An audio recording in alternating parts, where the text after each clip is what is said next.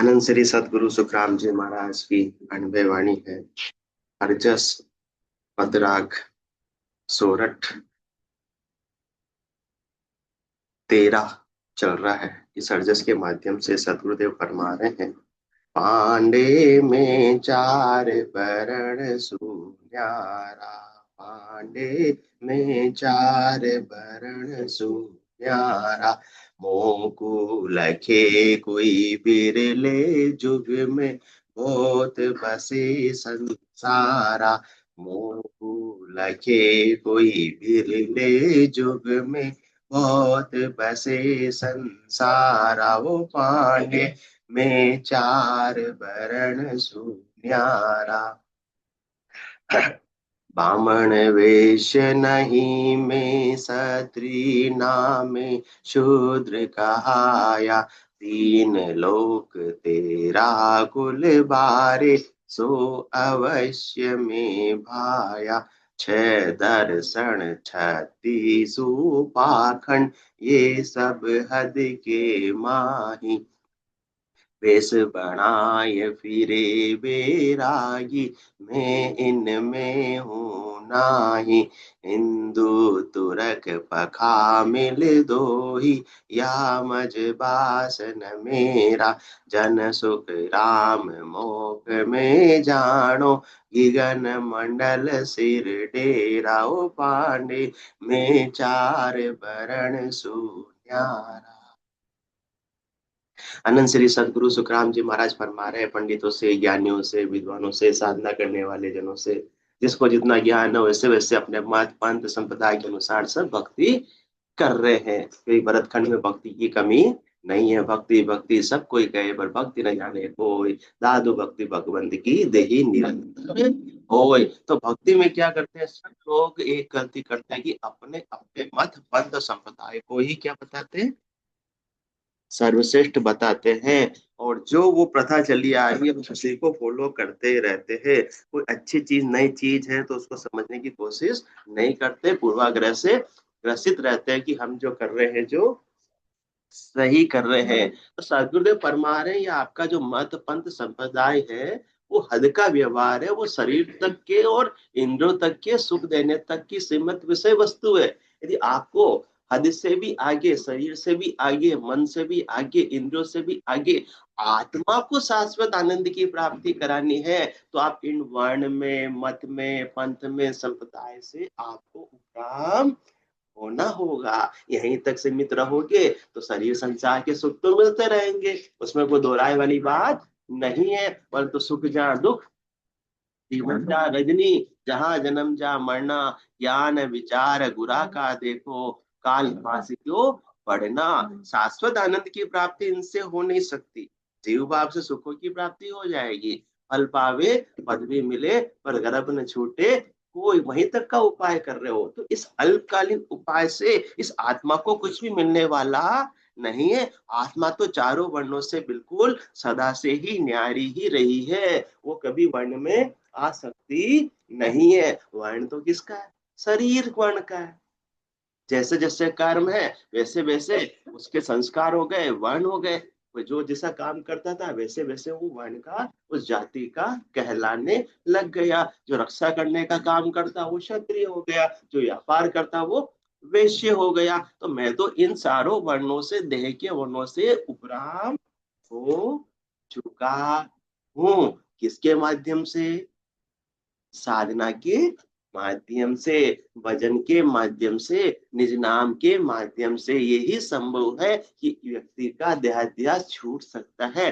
बिना उसके तो देहाध्यास छूटता नहीं है। और देह का अध्यास, देह का आवाज जब तक रहता है तब तक तो लगता है कि मैं ब्राह्मण हूँ, मैं वैश्य हूँ, मैं क्षत्रिय हूँ, मैं शूद्र हूँ। क्यों? मैं कौन? अपने आप को क्या मान रहे हैं? शरीर मान रहे हैं। तो शरीर मान रहे हैं तब तक तो शरीर के सारे वर्ण पंथ संप्रदाय सारी बातें सच्ची।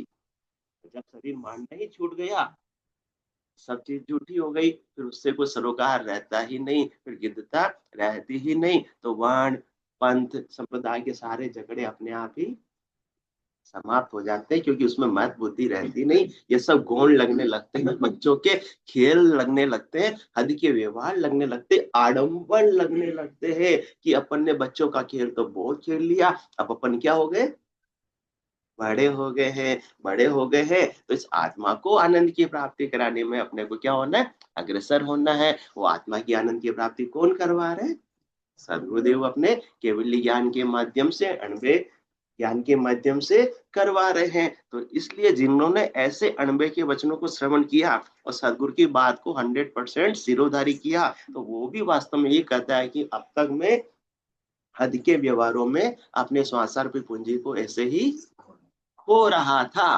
यदि सदगुरु का ज्ञान नहीं मिलता तो मैं भी इसी में उलझ कर रह जाता, इसी कट्टरता में उलझ कर रह जाता, किसी को ऊंचा बताने में और किसी को नीचा बताने में, किसी को स्तुति करने में और किसी की निंदा करने में, उसी तक सीमित रह जाता और अपनी श्वासा रूपी पूंजी को, कीमती नर्तन को ऐसे ही खोकर चला जाता। तो आज अपने का जन्म कहाँ हुआ है, इस कलयुग में हुआ है, भरत खंड में हुआ है, या केवली भगवंतों का ज्ञान मिल रहा है। तो अब अपने को देरी नहीं करनी, क्योंकि हाजिर सु हाजिर खड़ा, जब देखो तैयार, काफिल गेला ज्ञान बिन कुटीजे संसार। जिनको ज्ञान नहीं मिला है वो गाफिलता में है, नादानी में है, वो तो कुटीजेंगे, वो तो मार खाएंगे। किनकी मार खाएंगे आंटी जी, जम की मार खाएंगे, वो तो खानी ही सबको, उसमें कोई दोहराई वाली बात नहीं है। तो सदगुरुदेव अपने को जबराज के क्षेत्राधिकार से बाहर निकाल रहे।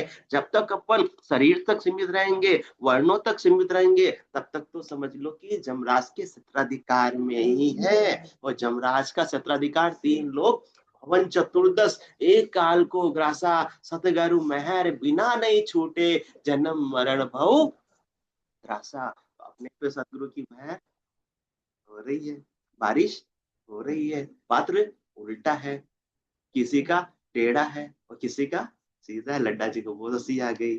सब अपना अपना मूल्यांकन कर लो, किसका सीधा है, किसका टेढ़ा है और किसका उल्टा है। उल्टा वाले को तो बिल्कुल भी पानी आएगा नहीं, टेढ़े वाले को थोड़ा बहुत, और सीधे वाले को तो भर भर सदगुरु की असीम कृपा प्राप्त होगी कि वो आत्मा दिन में दिन में दिन में दिन कहते हुए थकेगी ही नहीं, कहेगी वाह गुरा की अमृत वाणी, मर तक जीव जीवाया, हो ये सर जीत राम कह भूलिया, सब सरवणाया।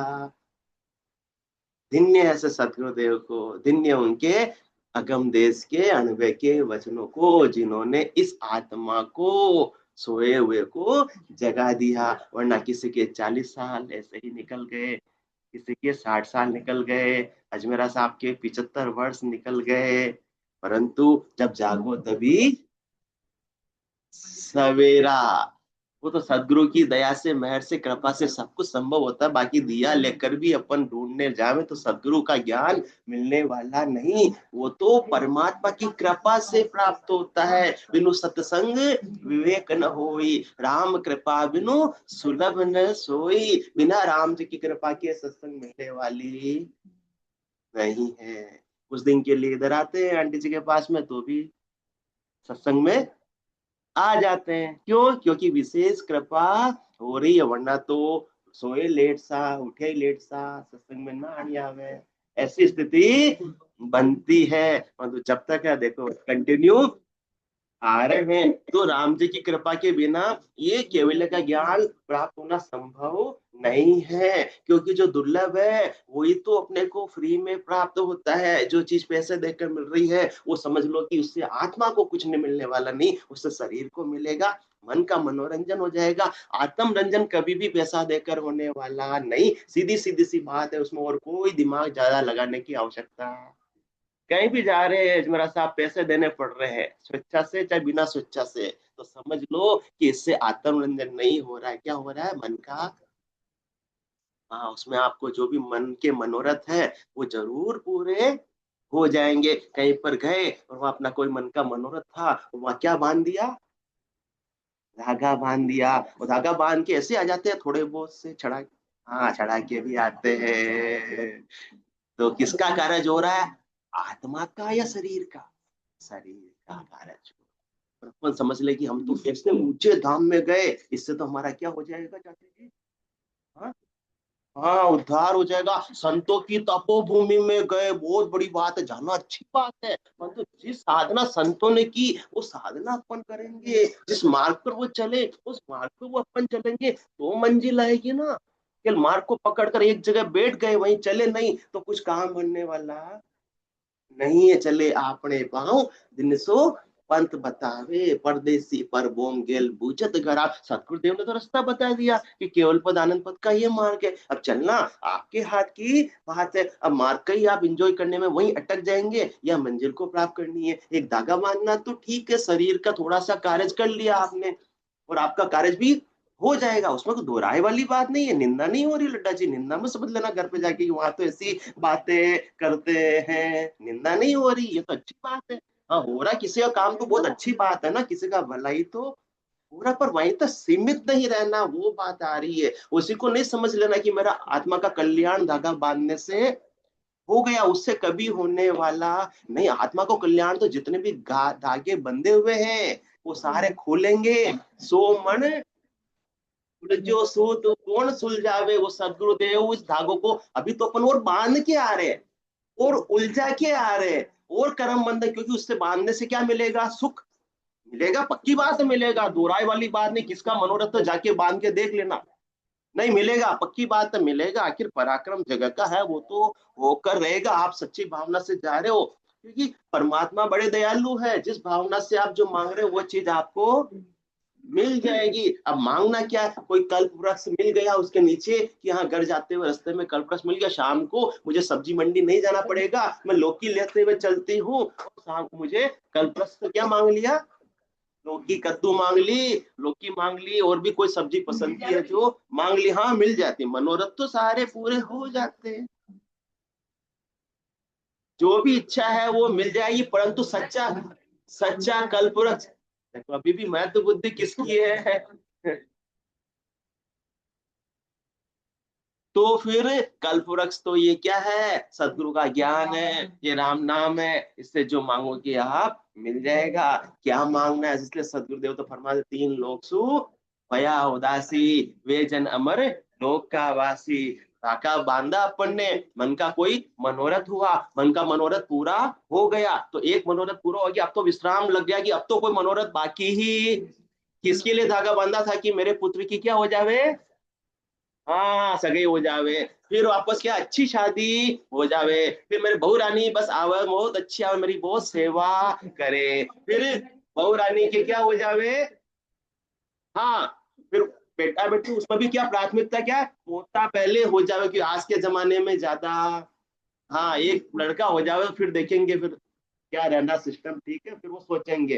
तो ये टेंशन से मुक्त हो जाऊं, फिर पोता हो गया तो आगे से आगे तो सारी चीजें, तो ये धागे बनते रहेंगे खुलते रहेंगे।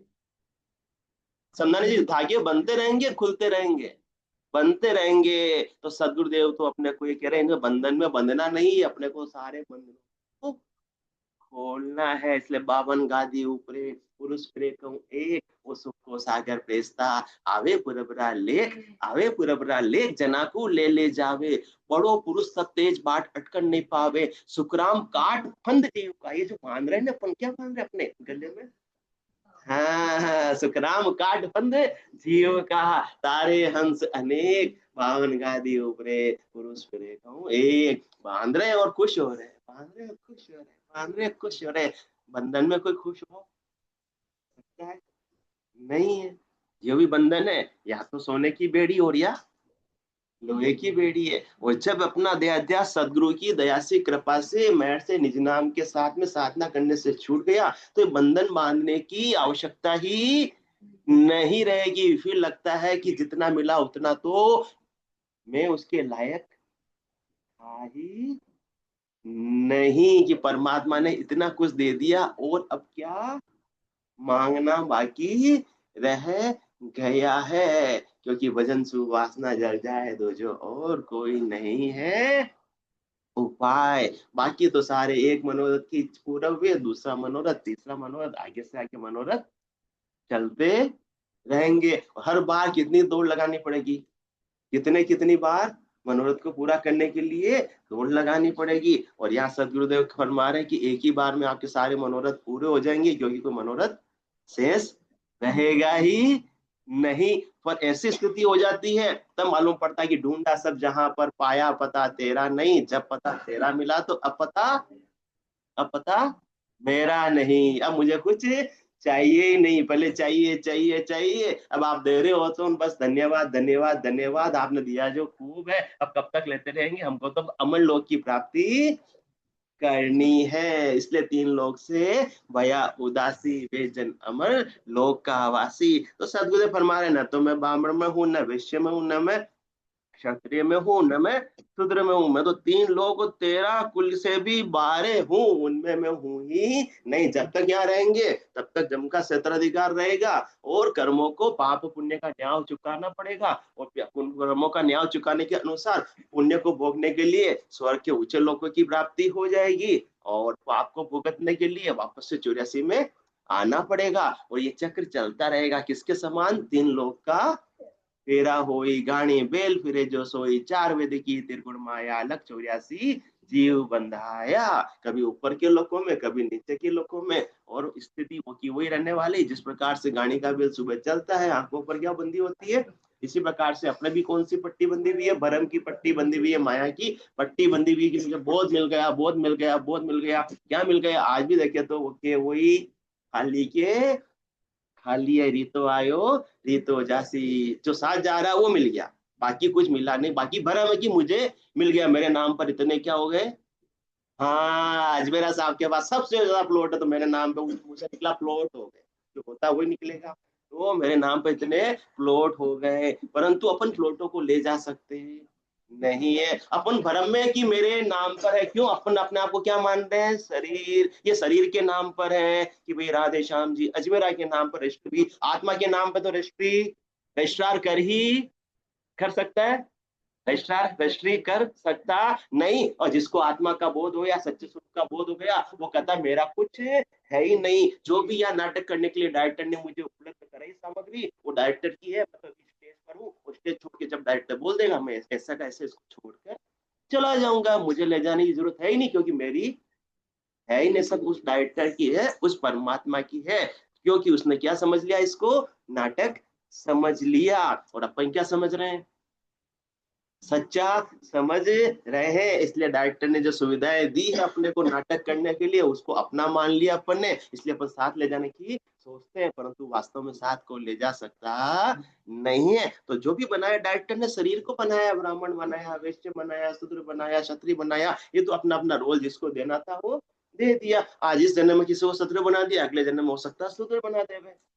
ये तो डायरेक्टर का हाँ काम है, जैसा उन्होंने रोल दिया है रोल निभाना। अपने को अदाकार जरूर अच्छा बनना है, कि कोई नहीं कहे कि तुम्हारी अदाकारी में कोई कमी रही।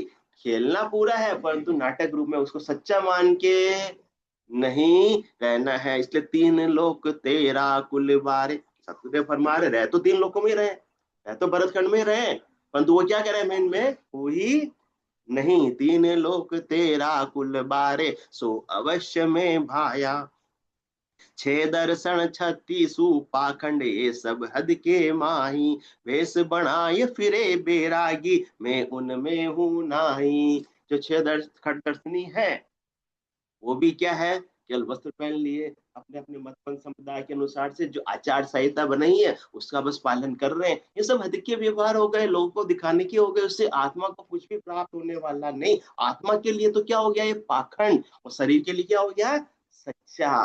तो अब अपनी पहुंच कहाँ तक है, सदगुरुदेव तो शरीर से ऊपर उड़ गए, इसलिए उनको क्या लग रहा है, पाखंड लग रहा है, भ्रम लग रहा है। और जो शरीर से उपराम नहीं हुए हैं, देह छोटा नहीं है, उनको क्या लग रहा है, सच्चा लग रहा है। तो वहीं तक सीमित है, वो इनके नियम कायदे कानून तक ही उलझे हुए हैं। बाकी परमात्मा तो कभी नियम में बंधने वाले ही नहीं है।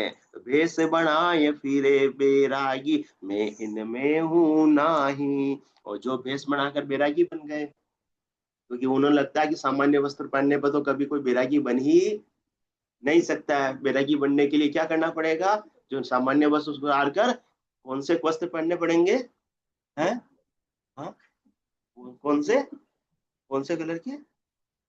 भगवा, हाँ भगवा कलर के पहनने पड़ेंगे तब जाकर संत कहलाएंगे, वरना हमको संत कौन बोलेगा? ये तो लोगों को बोलने के लिए हो गए। लोगों के आपके संत बोलने से या लोगों के गृहस्थी बोलने से आपकी आत्मा पे कुछ फर्क पड़ने वाला ही नहीं है। नहीं तो आप अपने आप को संत मानकर वो ऊंचा समझ लोगे, तो ऊंचा समझ लोगे तो क्या आ जाएगा? अहंकार आ जाएगा। और जितना ज्यादा अहंकार आएगा उतना ही परमात्मा से दूर होते चले जाएंगे, क्योंकि अपने स्वरूप के बोध से वंचित हो जाएंगे। जिसको स्वरूप का बोध होगा उसको अहंकार आएगा ही नहीं कि मुझे संत की देह भी बनाई, तो किसने बनाई? अभी बात की डायरेक्टर ने रोल दिया कि मुझे आपको बैरागी का रोल नहीं पाना है, मुझे ग्रस्त का रोल नहीं पाना है। मेरा तो कुछ इसमें है ही नहीं। तो फिर किस बात का अभिमान? कुछ अपना हो तो अभिमान आवे।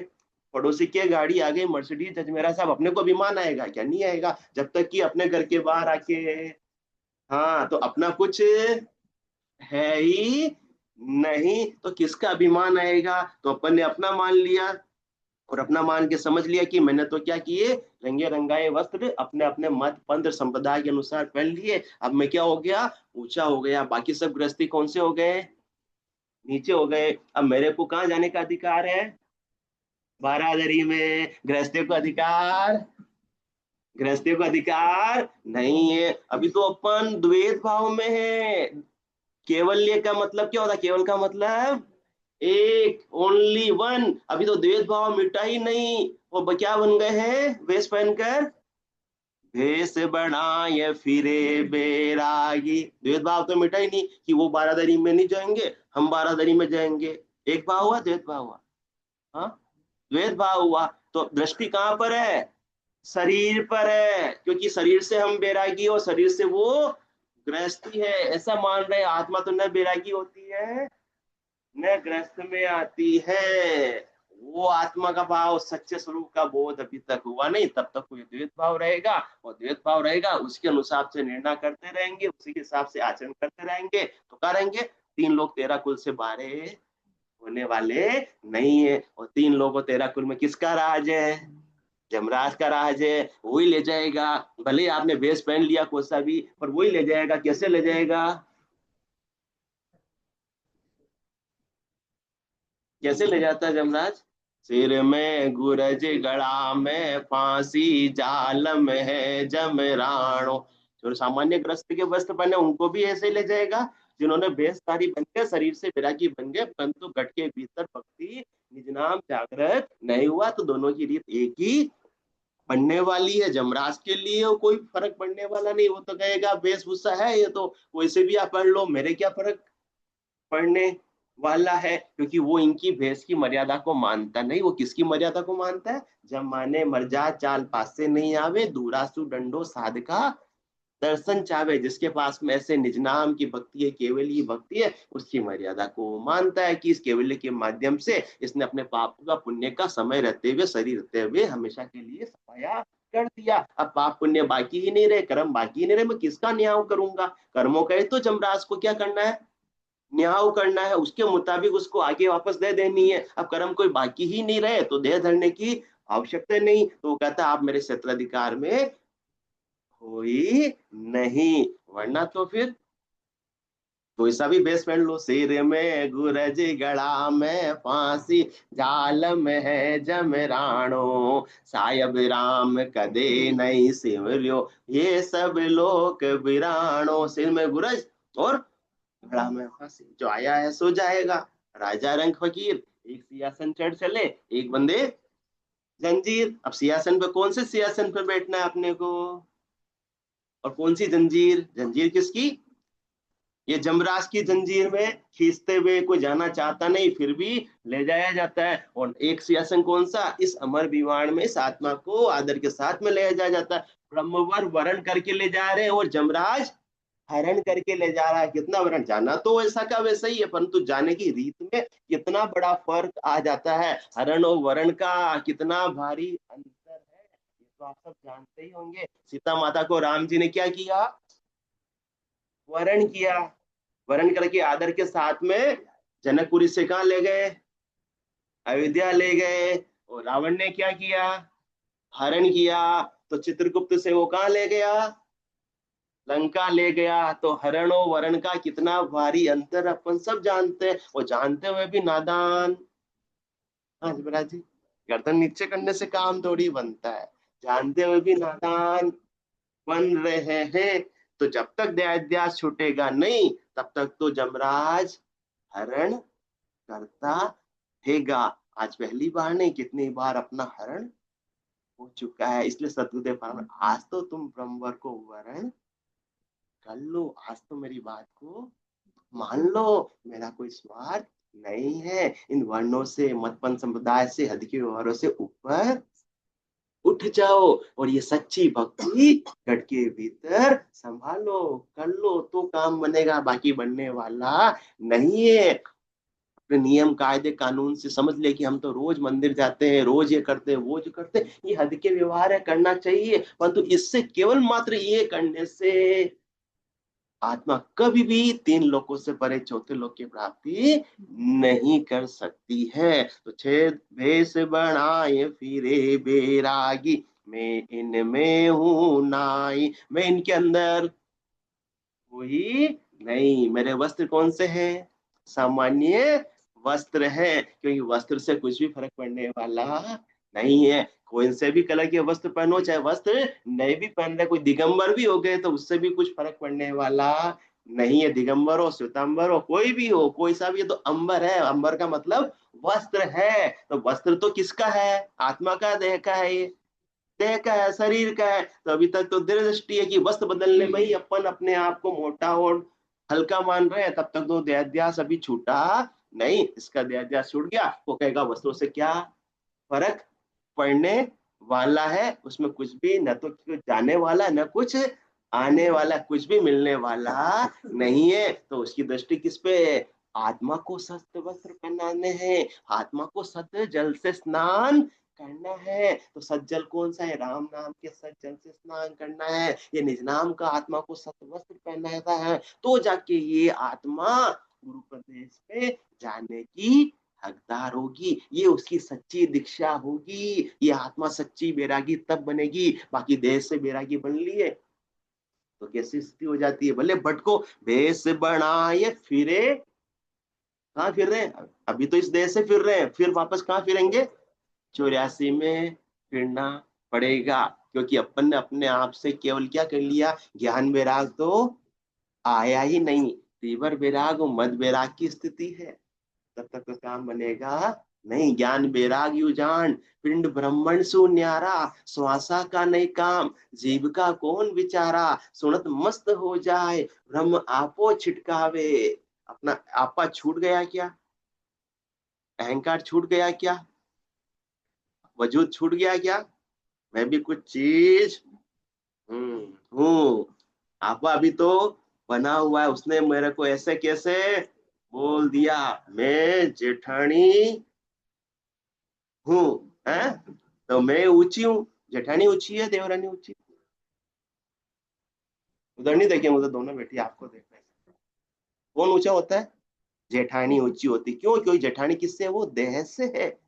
आत्मा से कोई ऊंचा नीचा, आत्मा से कोई जेठानी देवरानी है ही नहीं। जिसको ऐसा स्वरूप का बोध हो गया, उसको तो देवरानी में भी क्या नजर आएगा? ब्रह्म परमात्मा नजर आएंगे। तो सारे राग द्वेष, सारे झगड़े अपने आप ही समाप्त हो जाएंगे। अपने देख लो, अब समाप्त तो चलो नहीं हुए, पर कम पड़े तो सही मार्ग पर आगे बढ़ रहे हैं। कम पड़े नहीं पड़े? हाँ, कम पड़ गए तो सही मार्ग पा गए। करते करते करते बिल्कुल ये समाप्त हो जाएंगे, क्योंकि बंदगी बंदगी करत सिंह बासना, जल जाए नहीं रहे बात। करना रहेगा, करते करते होगा। बंदगी बंदगी करत सिंह बासना, जल जाए नहीं रहे जागी, ता दिन भक्त सो परागट उपजे, करम जू एक न रयो बाकी। पांच पे मां, पांचों विषयों की आसक्ति भी छूट जाएगी, क्योंकि सच्चे स्वरूप का बोध हो गया। उसको पता है इनसे आत्मा को कुछ भी सुख मिलने वाला नहीं है। तो पता लग गया, फिर छूटेगी। और जब तक लग रहा है कि सुख मिलेगा, तब तक तो छूटने वाली नहीं है। पांच पे माल 2500 मर रहा, तीन के ऊपरे चीन मांडे, या अच्छी बात है तमोगुण को छोड़ना, अच्छी बात है रजोगुण को छोड़ना, अच्छी बात है सतोगुण को धारण करना, परंतु अभी तक तो किसी को छोड़ रहे हो, किसी को पकड़ रहे हैं, तब तक भी देहाध्याय छूटा नहीं है, क्योंकि सतोगुण तमोगुण रजोगुण भी आत्मा के नहीं, वो भी किसके हैं, इस मन के हैं, जो शरीर के माध्यम से अपने को एक्टिवेट होते हुए दिखाई देते हैं। जो भी क्रिया हो रही है तमोगुण की, क्रोध कर रहा है तो किसके माध्यम से कर रहा है, शरीर के माध्यम से ही तो गुस्सा कर रहे हैं, गाली दे रहे हैं, किसके माध्यम से दे रहे हैं, रजोगुण भी शरीर के माध्यम से ही, और तम और सतोगुण भी अच्छा काम कर रहे हैं, शुभ शुभ कर्म भी कर रहे हैं, वो भी किसके माध्यम से, शरीर के माध्यम से। और इसकी प्रेरणा कौन दे रहा है, मन दे रहा है। ये मन के ही विभाग है, सतोगुण तमोगुण रजोगुण आत्मा के विभाग नहीं है। और जो इस सूक्ष्म शरीर से उपराम हो गया वो तो सतोगुण तमोगुण और रजोगुण से भी उपराम हो गया। तो 5 पे माल 2500 मर रहा, 3 के ऊपरे जीण मांडे, नव को आसरो लांगण को आवियो, तादी न सरब सुप्रीत छाड़े। 5 प्राण और मन बुद्धि चित्त अहंकार, इस सूक्ष्म शरीर का भी आसरा जब छूट गया, मतलब इससे भी उपराम हो गए। जब तक सूक्ष्म शरीर के साथ में आत्मा रहेगी ना, तब तक इस आत्मा को, देह तो सबको छोड़नी है, किसी 50 वर्ष में, किसी को 60 वर्ष में, किसी को 100 वर्ष में, लगभग देह तो सबको छोड़नी है। परंतु देह छूटने से पहले यदि आत्मा ने सूक्ष्म शरीर को छोड़ दिया, उससे न्यारी हो गई, तो वापस से आत्मा को देह धर के आने की जरूरत है। आत्मा को देह में लाने वाला कौन है, इंटरफेस, ये कनेक्टर कौन है, एक सूक्ष्म शरीर है। जब तक सूक्ष्म शरीर रहेगा, मन बुद्धि चित्त अहंकार 5 प्राण के साथ में आत्मा जुड़ी भी रहेगी, उसकी आसक्ति रहेगी, उससे सुख लेने की इच्छा रहेगी, तब तक तो वापस देह धर के आती रहेगी। क्योंकि बिना देह के तो कुछ भी प्राप्त, सुख दुख होने वाला नहीं है। इसलिए अंत काल में होती वासना, जाए वासा पाया, कह सुखराम वासना ऊपर कर सवारी आया। वासना किसकी है, मन की है। तो मन के साथ में अभी जुड़ाव है, मन से आत्मा उपराम नहीं हुई है, तब तक तो वापस देह धरना चालू रहेगा। इसलिए 5 पे माल 2500 मर रहा, 3 के ऊपरे जीण मांडे, नव को आसरो लांगण को आवियो, तारी न सरब सुप्रीत छाड़। उस दिन सबको क्या दे देंगे, छुट्टी दे देंगे, तेरे भावे सो करो भलो बुरो संसार। नारायण तो बैठकर अपनो भवन बुआर। जब तक अपन कह रहे हैं कि नहीं उसने सही किया और उसने गलत किया, अपन क्या बन रहे हैं, जज। घर में जज चाहिए नहीं चाहिए, घर में जज, घर में जज नहीं लाना, घर में जज नहीं लाना, हाँ घर में जज नहीं लाना, तो अपने को जज भी नहीं बनना। अपन क्या बनते हैं, सबका न्याय का, सबका निर्णय अपन करने लगते हैं। वो न्याय करने के लिए तो धर्मराय की नियुक्ति पहले से ही परमात्मा ने कर रखी है। तो अपन कौन ठहराने वाले होते हैं कि वो गलत है वो सही है, उसको ऐसा नहीं करना चाहिए था, उसको ऐसा नहीं बोलना चाहिए था। अपने को ड्यूटी दी क्या परमात्मा ने, तो फिर अपन क्या बन रहे हैं, जज बन रहे हैं। और अपने को बनाया ही नहीं जा रहा है, तो नहीं बनाया गया, फिर अपन निर्णय कर रहे हैं, तो कौन मानेगा, कोई मानने वाला नहीं है। तो इसलिए ऐसी स्थिति बनती है, वो तो सबको क्या कर देता है, छुट्टी दे देता है, तेरे भावे सो करो भलो बुरो संसार। जिसको जैसा ज्ञान है वैसा ही तो करेगा, अपने करने से कोई मान जाएगा क्या। जामे जैसी बुद्धि है तैसी कहे बनाए, ताको बुरा न मानिए लेन कहाँ सू जाए। जिसमें जैसी बुद्धि वही तो बात करेगा। बुद्धि बाजार में तो मिलती नहीं है, वरना डी मार्ट से जाके फटाफट ले आते हैं।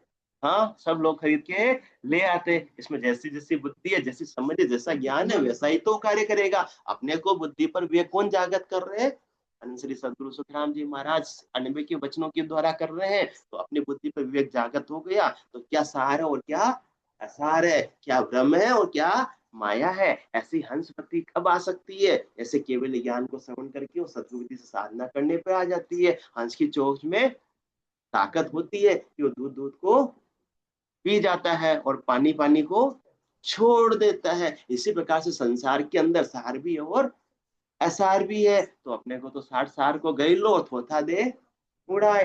बाकी जैसे सब लोग अलग अलग खोपड़ी है, सब अलग अलग तरीके से बात करेंगे, अलग अलग तरीके से अपने को क्या देंगे, राय भी देंगे, ज्ञान भी देंगे। और अपनी आत्मा का कौन सा कल्याण हो रहा है उसको फॉलो कर लो। वो सदगुरु से ज्यादा अपने को और कोई सार वाली बात बता सकते नहीं है।